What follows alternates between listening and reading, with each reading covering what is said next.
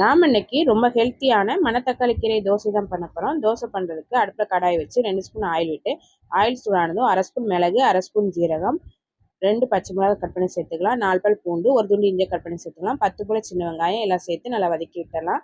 எல்லாம் நல்லா வதங்கினதும் இது கூட ஒரு கைப்பிடி அளவுக்கு கீரை சேர்த்து நல்லா வதக்கிடலாம். கீரை நல்லா வதங்கினதும் அடுப்பு ஆஃப் பண்ணிவிட்டு ஆற வச்சுட்டு மிக்ஸி ஜாரில் மாற்றி கொஞ்சமாக தண்ணி சேர்த்து அரைச்சி தனியாக எடுத்து வச்சிடலாம். இப்போது ஒரு பவுலில் தோசை மாவு எடுத்து வச்சுருக்கேன். இப்போ அதில் அரைச்சி வச்ச மணத்தக்காளி கீரை பேஸ்ட்டை சேர்த்துக்கலாம். சேர்த்து கரண்டி வச்சு நல்லா கலந்துடலாம். இப்போ இது கூட எக்ஸ்ட்ரா ஒரு 1/2 டம்ளர் அளவுக்கு தண்ணி சேர்த்துக்கலாம். தண்ணி சேர்த்து நல்லா கலந்துடலாம். இப்போ தோசைக்கு மாவு ரெடியாக இருக்குது. இப்போ அடுப்பில் தோசைக்கல் வச்சு தோசைக்கல் சூடானதும் மாவு எடுத்து தோசை ஊற்றிடலாம்.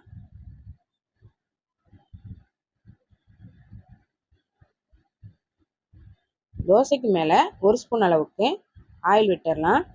ஒரு சைடு நல்லா வெந்ததுக்கப்புறமா திருப்பி போட்டுடலாம்.